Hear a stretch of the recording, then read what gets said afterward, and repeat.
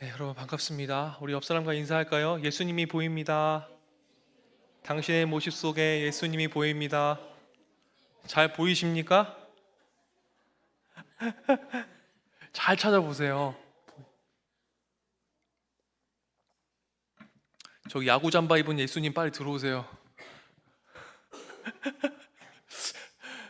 네, 예수가 보이네라는 제목으로 말씀 전하도록 하겠습니다. 어, 여러분 이 땅에 우리가 보냄받은 하나님의 청지기적 삶을 여러분들이 살고 계심을 알고 계십니까? 이 땅에서 우리가 산다는 것은 살기 위해 사는 것이 아니고 사실 죽기 위해 사는 것이죠. 왜 그렇습니까? 예수님께서 이 땅에 오셨을 때 예수님의 사명은 어떤 거였습니까? 우리의 죄를 구원하시기 위해서 기꺼이 십자가에 달려서 죽기 위해서 이 땅에 오셨죠. 여기서 영원히 이 땅에서 살 수 있는 사람 있습니까? 없죠. 우린 다 이 땅에서 죽기 위해 살아요. 그렇죠? 살기 위해 사는 것이 아닙니다. 근데 이 세상은요, 이 땅에서 살라고 해요. 그죠? 어떻게 살려고 얘기합니까? 죽으라고는 얘기는 안 해요. 근데 주님께서는요, 이 땅에서 죽으라고 말씀하시거든요. 예수님께서요, 그렇게 이 땅에서 십자가에 달려 죽기까지 이 땅에서 사셨습니다. 죽기 위해 사셨어요, 사실. 바울도요, 오늘 본문 말씀을 보면요, 죽기 위해 갑니다. 이방인의 사도로 부르심을 받은 이 사도 바울이 로마로 가요. 로마로 왜 갑니까? 죽기 위해 갑니다. 살기 위해 가는 게 아니에요. 유대인들에 의해 죽임당할 수밖에 없었던 바울이었습니다. 지혜로운 변론도 하였고요. 유대인들의 분란으로 계획의 실패로 돌아가고 말았습니다. 바울은 깊은 밤 홀로였습니다. 그렇지만 홀로가 아니었습니다. 소망 가운데 주님의 음성을 경험하죠. 오늘 본문에 있진 않았지만 그 앞절 11절 말씀이죠. 우리가 함께 다 같이 읽어보겠습니다. 그날 밤에 주께서 바울 곁에 서서 이르시되 담대하라, 네가 예루살렘에서 나의 일을 증언한 것 같이 로마에서도 증언하여 하리라 하시니라. 이게 바울의 사명이었습니다. 로마까지 가서도 이 예루살렘에 있는 이 일을 증언합니다. 증언하면 어떻게 됩니까? 죽습니다. 이게 바울의 사명이었어요. 바울의 삶에 보면서 여러분 예수님의 모습이 오버랩되지 않습니까? 바울의 삶은 예수님이 보이는 삶이었습니다. 담대하라, 네가 예루살렘에서 나의 일을 증언한 것 같이 로마에서 증언하여라 하리라. 이 말씀을 통해서 바울은 주님의 분명한 계획이 있고 어떠한 어려움도 주님의 계획을 방해할 수 없다는 사실을 확인할 수 있었습니다. 이렇게 되자 더욱 급진적인 유대인들이 새로운 계획을 세우게 되죠. 바울을 죽이려고 혈안이 되었지만 바울을 못 죽여요. 근데 바울은요, 죽기 위해 갑니다. 그런데도 못 죽여요. 왜요? 사명이 다 안 끝났거든요. 로마까지 가서 증언을 해야 되는 게 바울의 사명이거든요. 이방인으로부터의 부르심을 입은 바울의 사역이 아직 안 끝났거든요. 그래서요, 또 바울을 죽이려고 12절 오늘 본문 말씀은 어떻게 되어 있습니까? 날이 새면 유대인들이 당을 지어 맹세하되 바울을 죽이기 전에는 먹지도 아니하고 마시지도 아니하겠다. 또한 이같이 동맹한 자가 몇 명이에요? 40명입니다. 40명. 40명이 날을 세요. 누구를 한 명을 죽이려고요? 바울 한 명을 죽이려고요. 근데 여기서 당을 지었다는 말은 여러분 무슨 말이냐면, 여러분 사도행전 19장 말씀 우리가 나왔었는데 사도행전 19장에 에베소에서 소동이 일어났었습니다. 에베소에서 소동이 일어나는 그 무리들이 불법 집회를 했던 거 여러분 기억하십니까? 이 당을 지었다는 말은 그 불법 집회랑 똑같은 말입니다. 한마디로 이 당을 지었다는 것은 뭐예요? 불법한 모임이었다는 거예요. 이 불법한 모임이 모였습니다. 다시 말하면 그들의 무리의 모임을 뜻하는 당은 선의를 도모하기 위한 모임이 아니라는 거예요. 불법적인 모임, 즉 선동적인 모임이라는 겁니다. 뭘 하기 위해서 선동합니까? 악을 꿰차기 위해서 선동합니다. 여러분 참 좋은 일로 많이 모이면 너무 좋겠지만요, 참 다른 사람을 헌담하고 또 안 좋은 얘기를 하는 것에는요, 삼삼오오 참 잘 모이고 참 당을 잘 짓기를 좋아해요. 그렇죠? 네. 왜 이런 거 있잖아요. 외국에 나가면요, 그렇게 한국에서는 분열하고 잘 모이지도 않고 이러는데 외국만 나가면 똘똘 뭉치는 게 누구래요? 한국 사람들이래요. 왜 한국 사람들이 똘똘 잘 뭉칩니까? 예? 왜 잘 뭉쳐요? 한국 커뮤니티가 너무 잘 돼 있잖아요, 해외에. 자신들을 잘 보호하려고. 예. 그들을 스스로 가리켜 하나님의 일에 목숨을 내건 사람들이라고 평가하면서 스스로 추켜 올렸겠지만, 그들을 보여주는 이 태도는 무엇입니까? 굉장히 비상식적이고, 오늘 성경은 불법 모임이라고 얘기하고 있고 굉장히 불이성적입니다. 광기 어린 불법 집단의 모습, 그 이상도 그 이하도 아닙니다. 한 사람을 죽이기 위해서요, 당을 짓고 지금 불법 모임을 막 하고 모략하고 계획을 짜고 있어요. 여러분, 예전에 한 인기 가수가요, 미국 명문대 관련해 있어서 논란이 있었던 적이 있습니다. 여러분 그거 기억하세요? 누군지는 목사님이 이름을 언급하고 싶진 않은데, 그 가수가 논란이 되었었던 이유가 무엇이냐면 그 가수가 그 학교를 졸업했냐 안 했냐에 대한 부분이었어요.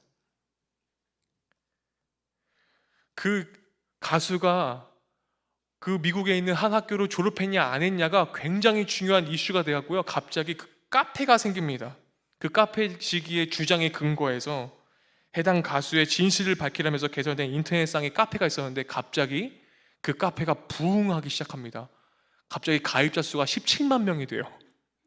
한 가수가 한 미국에 있는 학교를 졸업했냐 안 했냐를 가지고 당을 짓는 모임이 17만 명이 하루아침에 모여요. 참 대단하지 않아요? 그 가수 한 명이 그 학교를 졸업했냐 안 했냐가 그렇게 중요한 문제인가요? 근데요, 17만 명이 모입니다. 그 17만 명이 넘는 사람들의 회원으로 가입할 정도로 폭발적인 인기를 누리고 뉴스에도 막 나왔어요. 그 카페의 카페지기와 핵심 운영진들이 정해지고요, 갑자기 그 해당 가수의 가족들의 신원까지 들춰내면서 그 가수에게 무차별적인 무례하게 진실을 요구하면서 몇 달간의 논쟁이 계속 진행이 되죠. 근데 몇 달 시간 동안 침묵해오던 이 가수가요, 참다 못해 마침내 자신의 졸업을 증명한 물건들을 막 공개합니다. 그런데요, 그거 왜 공개해요? 자신의 가족까지도 피해가 오니까, 자신의 가족의 신원까지도 막 신변이 계속 위협이 되니까 어쩔 수 없이 내리고서 본인의 졸업장을 찍어서 올렸어요. 그런데요, 그 진실을 올렸는데도요, 그 카페가 어떡합니까? 그 카페 운영진들이 또 다른 의혹을 제기하면서 그 가수에게 호소를 합니다. 이거 위조한 거 아니야? 급기야 한 방송국에서요, 이제 나서게 돼요. 진실을 알게 하기 위해서. 어디까지 갑니까? 진짜 그 학생이, 그 가수가 졸업한 학교까지 가요. 날아가요. 미국까지.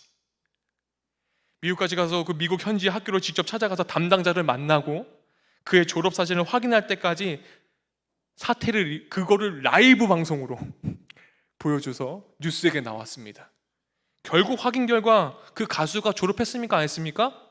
졸업했어요. 졸업했다고요. 우린 여러분 정말로 진실을 요구하나요? 아니면 선동되기 바쁜가요? 어쩌면 인터넷에 그 가수에 대한 진실을 알고자 카페를 개설했던 그 운영자는 처음에 단순한 호기심으로 시작할 수도 있겠습니다. 그렇지만 그 호기심의 시작이요, 한 사람을 죽음으로 내몰아요. 인터넷상에서 자신의 별명이 연일 매스컴에 보도되고 분별력 없는 군중들이 열광하며 구름대처럼 몰려오게 되자 그 또한 분별력을 잃고 급기야 이성까지 잃게 되었던 것입니다. 목사님이 단 예화로 드렸지만 여러분, 이런 일들 때문에요, 연예인들이 하루아침에 목숨을 잃고 죽은 사람들도 많습니다. 그런 악순환의 고리가 거듭되면서 그는 끝까지 자신을 믿고 싶은 것만 믿는 오류에 빠지게 되었을 뿐만 아니라 무지한 군중들을 선동하는 악행들을 거듭했던 운영진들, 그 카페지기들, 정말 돌이킬 수가 없죠. 오늘 본문에 등장한 사도 바울을 죽이기로 결단한 40여 명의 사람들은 어쩌면 스스로 거창하게 여기면서 대단하게 밤을 새면서 난 먹지도 않고 자지도 않을 거야, 얘를 죽이기 전까지는 하면서 선동했지만, 그건 그들만의 생각이고 그들만의 리그이지요. 정말 진실을 알길 원했을까요? 진실은 따로 있음에도 불구하고 그들은 그것들을 보지 못합니다. 우리는요, 때로는요, 선동과 군중들의 휩싸여서요, 진실을 못 보고 그냥 이끌려갈 때가 너무나 많아요. 모든 것이 분별력이 없이 자신들의 생각과 감정만을 쫓는 이성 잃은 신앙이 초래한 결과가 일어날 때가 너무나 많습니다. 이런 이성을 잃은 신앙이 예수님을 죽였고 지금 바울도 죽이려고 합니다. 어떻게 보면 우리가 오늘 지금 살아가고 있는 지금 이 시대는 성경의 사사시대와도 유사한 영적 암흑기 시대입니다. 사람들은 자신의 소견대로 행하려고 합니다. 진실은 중요하지 않아요. 자신들의 뜻에 맞는 대로 생각하고 행동하려고 합니다. 자신들의 뜻에 맞게 공동체가 움직여주지 않으면요, 공동체를 욕합니다. 선동하려고 막 합니다. 안타깝지만 때론 교회 안에서조차 이런 모습을 표출하기도 합니다. 그렇다면 그런 이 시대에 우리들에게 필요한 것은 무엇이겠습니까? 바로 분별력입니다. 무엇이 진실이며 진리인지를 가늠해 보는 이성에 기초한 판단력입니다. 이성에 기초한 신앙. 하나님께서는 저희 각 사람에게 지정이, 즉 지성적인 부분과 감성적인 부분과 의지적인 부분들을 골고루 다 주셨어요. 그럼에도 불구하고 오늘 본문의 42는 각 요소 간의 균형을 잃고 지성, 즉 이성이 배제된 신앙만을 추구하였기 때문에 그들은 결국 맹신하는 그들의 신념을 넘어서서 광신으로까지 치달으면서 다른 사람을 살해하려는 음모까지 지금 하게 됩니다.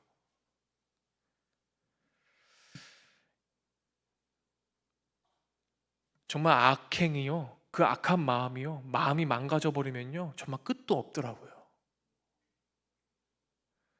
사사기 시대와도 같은 영적 암흑기인 현 시대에 우리 각자에게 요청되는 것은요, 여러분, 분별력입니다. 이 사실을 잊지 않고 늘 기억하심으로 선동하려는 이 시대의 조류를 여러분 거스르십시오. 성경에서 분명히 말씀하셨습니다. 이 시대에, 이 세상에 풍조를 따라가지 말라. 시대의 조류에 동참하시는 오류에도 선동당하는 무지에도 빠지시지 않는 여러분들이 되기를 간절히 바랍니다. 이제 바울을 죽이려고 모의했던 그들은 구체적인 계략을 꾸미죠. 15절 말씀인데요, 우리 다 같이 한번 읽어볼까요? 15절입니다. 다 같이 읽어보겠습니다. 이제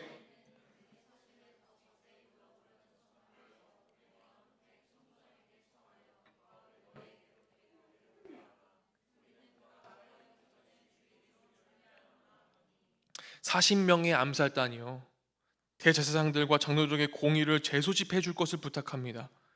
그러므로 말미암아 안전하게 요새에서 로마 군대에 의해 보호받고 있던 바울을 그리로 데려오려고 작전을 짜죠. 너무나 치밀해요. 바울이 공회에 참석하기 위해서 내려오려고 하는 도중에 죽이려고 하는 암살 계획이 시행하려고 합니다. 하지만 그들의 교활하고도 치밀한 계획이요, 여러분, 어떻게 됩니까? 숲으로 돌아가죠. 금요일에 리더들과 함께 모여서 성경 공부를 하면서 참 재밌는 얘기를 했어요. 그 12절에 이 40명의 사람들이 보면은 바울을 죽이기 전에 먹지도 아니하고 마시지도 아니하겠다고 했잖아요. 근데 이 계획이 우리가 숲으로 돌아간 거 잘 알고 있지 않습니까? 그래서 아주 잘생긴 청년이 목사님한테 질문을 했어요. 목사님, 얘네 굶어 죽었을까요? 결국엔 못 죽였으니까, 그렇죠? 목사님도 그런 생각은 안 해봤는데. 암살 계획은 숲으로 돌아갔지만 이 사람들은요, 어떤 사람들입니까? 이 땅에서 살려고 하는 사람들이잖아요. 분명히 먹었을 거예요. 네, 분명히 먹었을 겁니다. 왜요? 이 땅에서 잘 살아야 되거든. 네. 그때는 금요일에 목사님 답변을 못 했는데 오늘 설교를 통해서 답변하고 싶었어요. 묵상을 깊이 해보니까 아무리 생각해도 먹었을 것 같아. 이어서 16절 말씀이에요. 이 계획이 수포로 돌아가는데요, 도움의 손길이 또 나오죠. 바울의 생질이 그들이 매복하여 있다함을 듣고 와서 영내에 들어가 바울에게 알린지라. 여러분, 바울의 생질, 즉 누이의 아들이 이 음모를 듣고 서둘러 가서 병영에 있던 바울에게 전했습니다. 그리고 바울은 백부장에게로, 백부장에게는 또 천부장에게로, 마침내 천부장은 또 즉각적으로 단호한 결정과 선택을 내리고 총독 벨리스에게로 보냈습니다. 오늘 성경은 바울의 누이가 누구였는지 설명하진 않아요. 그리고 바울의 가족에 관한 부분에서 나오는 구절은요, 여기가 유일합니다.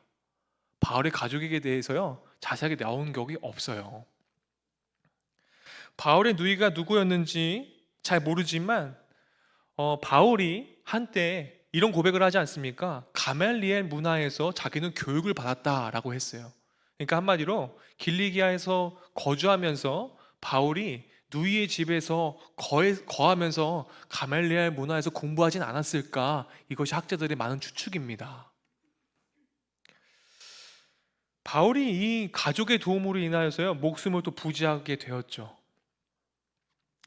여러분, 오늘 본문의 사건을 통해서 얻게 되는 교훈은요, 어떤 것이 있겠습니까? 하나님의 사람을 해하려는 그 어떤 치밀하고 교활한 악인들의 계획에도요, 하나님이 개입 앞에서는요, 무용지물이라는 거예요.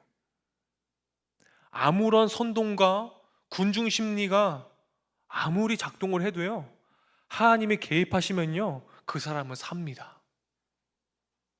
아무리 암살단이 조직이 되고 그 사람을 죽이려고 해도요, 안 돼요. 왜요? 하나님이 개입하시면요. 40명의 암살자들이 비장한 각오를 가지고 아무리 치밀하게 작전을 수립해도 불구하고요, 이 비책이요, 통하지가 않아요. 여러분, 아들 압살롬과 함께 한때는 자신을 추종했던 부하들에 의해서 사진으로 내몰린 다윗의 그 상황 여러분 잘 알고 계시죠? 다윗 떠돌이 시대를 걸었습니다. 근데요, 시편 3편 6절에 이렇게 고백해요. 하나님을 정말로 가까이 하고 정말로 하나님을 사랑했던 다윗의 고백이요, 이렇습니다. 우리 다 같이 한번 읽어볼까요? 천만이 나를 에워싸 진친다 하여도 나는 두려워하지 아니리이다. 여러분, 지금 암살단 40명인데요, 다윗을 쫓았던 군사들은요, 어마어마했습니다. 그런데요, 천만인이 나를 에워 진쳐도요, 안 두려워한다는 거예요. 네. 이 고백이요, 예수님도요, 그리고 지금 우리가 보고 있는 바울에게도요, 여러분 40명이라는 암살단이 조직된들 1000만 명이 바울을 죽인다고 한들 바울은 이런 고백을 하면서 나아갔을 거라고 저는 생각합니다. 결국 그의 그런 믿음의 고백을 듣고 계셨던 하나님께서요, 하나님이 적시적소의 하나님의 방법대로, 하나님의 섭리와 계획대로 다윗을 살리시죠. 그리고 오늘 본문과 동일하게 바울도 살리십니다. 우리가 세상에서 살아가면서 여러분, 참 불의한 일도 많고 나를 공격하는 일도 너무나 많고 정말 천만인이 나를 에워싸서 진을 치는 일들이, 그리고 정말로 나를 옥죄어오고 일터에서도 학교에서도 정말 오해를 불러키는 모든 일 속에서도 나를 에워 진을 쳐도 주님이 개입하시면 형통케 될 줄 믿습니다. 이 시대 속에서 사방으로 우겨싸움을 당하도 결코 절망하지 않고 꿋꿋하게 버텨낼 수 있는 원동력은 신실하신 하나님께 있습니다. 어떤 위기 상황 속에서도 결코 우리를 홀로 내버려 두지 않으시고 개입하실 것이라는 하나님에 대한 믿음이 여러분 있으셔야 합니다. 어느 하늘들에서도 우리를 바라보고 계시는 하나님, 하나님께서는 하나님의 사람들이 불의한 사람들에 의해 사지로 내몰릴 때 그저 팔짱만 끼고 지켜보고 계시는 분이 절대 아니시고 우리를 위해서 일하고 계시고 일할 준비가 되어 계시는 분, 그분이 우리가 믿는 하나님 되십니다. 다윗에게 하신 것처럼 바울에게 하신 것처럼 그 상황 속에 개입하사 반드시 악인들의 계획을 파하시고 하나님의 사람들을 구원해 주시는 신실하신 하나님의 성품을 여러분 기억하십시오. 그리고 그 신실하신 하나님의 성품을 닮아서 우리도 꾸준히 주님을 찾고 주님을 신뢰하고 주님 앞에 나아오는 여러분들이 되셔야 합니다.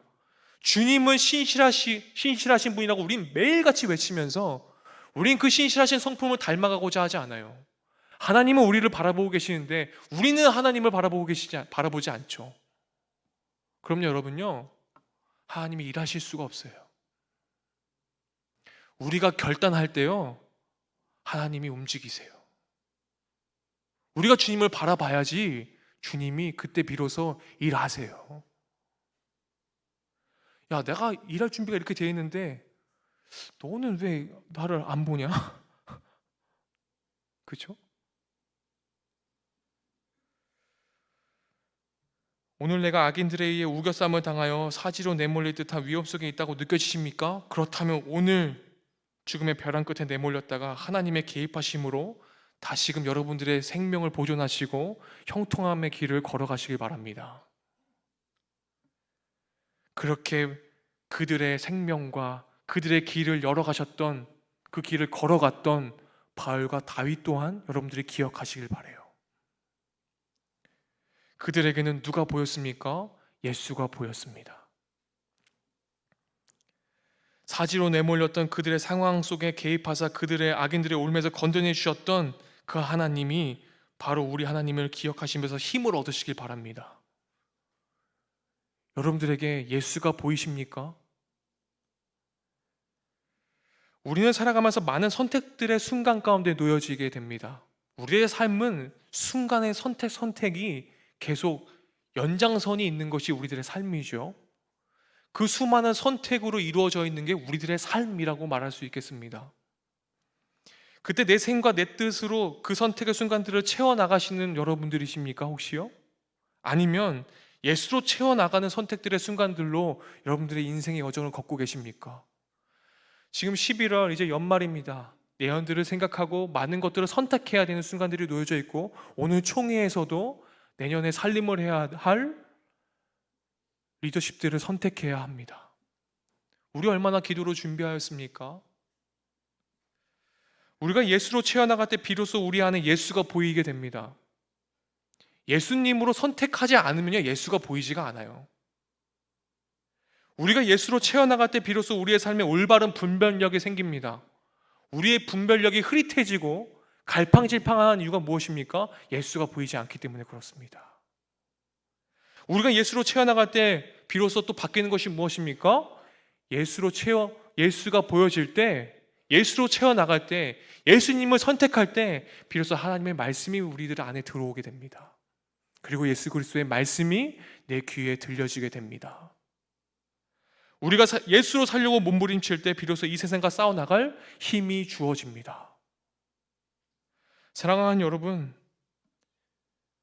부족한 종이 여러분들에게 권면하고 싶은 것은 예수님은 이 땅에 죽으러 오셨습니다. 우리가 예수님을 닮아간다는 것은 무엇입니까? 이 땅에서 기꺼이 죽으러 오신 예수 그리스도를 닮아가는 길입니다. 나는 죽고 예수가 보여지는 삶. 그런데 우린 자꾸 내가 살려고 해요. 그럼 여러분 예수님이 안 보여요.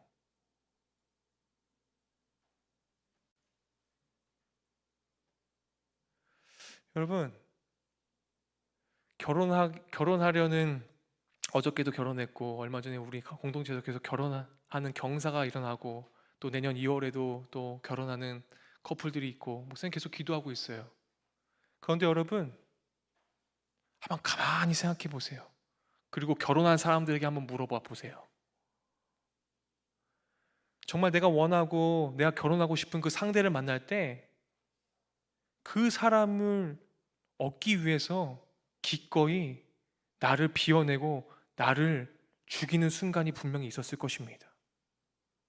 그때 그 상대방이 그 사람을 보고 결혼을 결정한 게 아니라 정말 신앙인이라면 그 사람 안에 있는 나를 위해 기꺼이 나를 죽이고 예수님이 보였기 때문에 결혼을 선택할 수 있었을 거라고 저는 생각해요.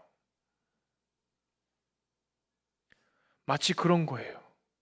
내가 예수를 보이게끔 하려면 내가 기꺼이 죽어야 합니다.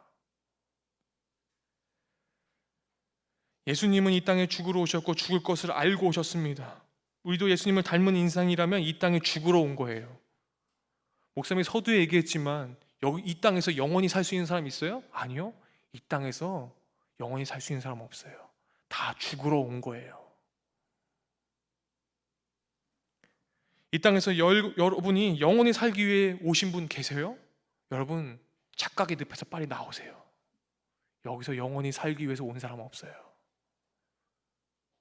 우리는 이 땅에서 나를 기꺼이 죽이고 예수님이 보이기 위해서 이 땅에 주님께서 소명으로 우리에게 주시고 이 땅에 보내신 것입니다. 우리가 돌아가야 할 본향이 어디입니까? 저 하늘나라. 그런데요, 이 세상은요 계속 살라고 얘기해요. 자꾸 살라고 얘기하니까요 헷갈려요. 그래서 우린 착각해요. 이 땅에서 영원히 살 것처럼 굴어요. 그래서 탐욕을 쫓아 이 세상의 권세와 부와 만몬을 채워서 계속 살려고 몸부림칩니다. 더 좋은 학벌, 더 좋은 직업, 더 높은 자리, 그 돈과 명예와 권력이 곧 나의 힘이라고 생각해요. 그래서 그거를 자꾸 쟁취하려고 노력합니다. 근데 여러분, 우리가 살 길은요, 우리들의 힘의 원천은요 예수께 있어요. 돈과 명예와 권력에 있지 않아요.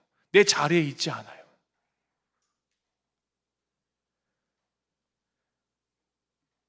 우리 주님은 이 땅에서 죽으라고 말씀하십니다. 나는 곧 사라지고 예수가 남는 인생을 여러분 선택하시겠습니까?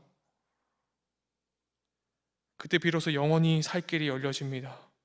그것을 안 바울이 자신 안에 있던 헐크를 죽이고 죽음의 길을 선택합니다. 그리스도인들을 죽이려고 했던 그 헐크를 벗어나고 예수의 길을 걸어갑니다. 그 예수의 길이 뭐예요? 로마로 가서 죽는 길을 선택해요.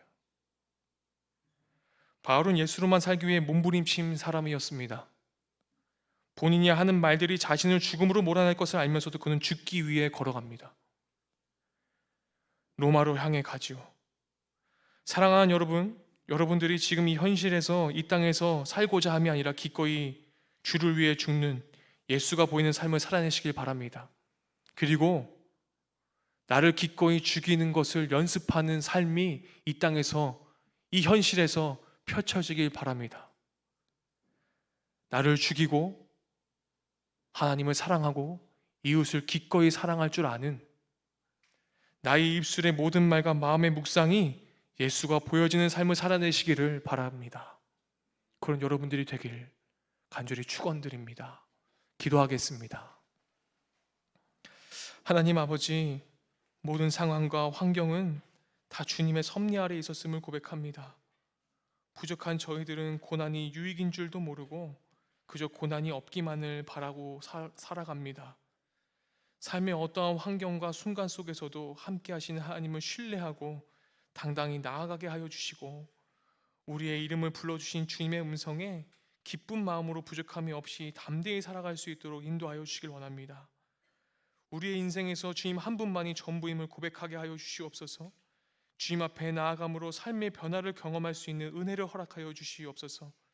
그래서 나는 죽고 예수가 사는, 나를 통하여 예수가 보여지는 삶을 살아가는 그런 예배자, 그런 하나님의 자녀, 그런 하나님의 백성으로서의 삶 이루어갈 수 있도록 도와주시옵소서. 예수님의 이름으로 기도드립니다. 아멘.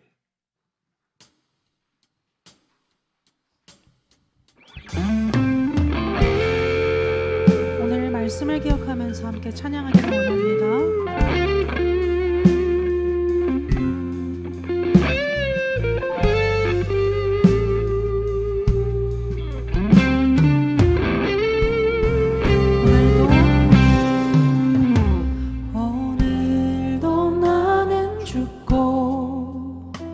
예수만 살기 원하네. 내 모습 속에 예수님의 흔적이 보이기를 원하네. 나는 곧 사라지고 예수만 남길 원하네. 나를 위해 피 흘리신 십자가 보혈의 그 사랑이 나의 영혼에 그의 보혈이 나의 소리에 그의 사랑이 나의 손짓에 그의 영광이 영원토록 예수가 보이네. 우리 삶 속에서 예수가 보이네. 우리 모습 속에 예수로만 살려 몸부림치며 세상과 싸워나가리. 우리 모습 속에 예수가 보이네. 함께 일어나서 찬양합시다. 오늘도 나는 죽고 예수만 살기 원하네. 내 모습 속에 예수님의 흔적이 보이기를 원하네. 나는 곧 사라지고 예수만 남길 원하네. 나를 위해 피 흘리신 십자가 보혈의 그 사랑이 나의 영혼에 그의 보혈이 나의 소리에 그의 사랑이 나의 손짓에 그의 영광이 영원토록 예수가 보이네. 우리 삶 속에서 예수가 보이네. 우리 모습 속에 예수로만 살려 몸부림치며 세상과 싸워나가니. 우리 모습 속에 예수가 보이네.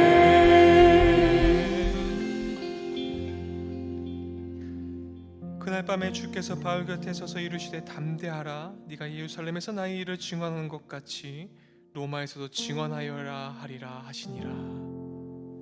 지금은 우리를 죄에서 구원하신 예수 그리스도의 은혜와 하나님의 무한하신 사랑과 성령 하나님의 인도하심이 이 땅에서 하나님의 나라와 예수 그리스도의 복음 전파를 위해서 증언하는 삶을 살기 위해 몸부림치고자 결단하는 여기에 모인 예배자들의 머리 위에 나는 죽고 예수가 보이는 삶을 살기 위해 몸부림치고자 결단하는 여기 모인 젊은이들의 머리 위에, 그리고 지금도 온 세상과 열방에 예수 그리스도의 전파를 위해서 복음 들고 나아가는 기꺼이 자기의 목숨을 죽기로 결단하며 나아가는 그 행진들의 발걸음 위에 영원토록 함께 하시기를 간절히 축원하옵나이다.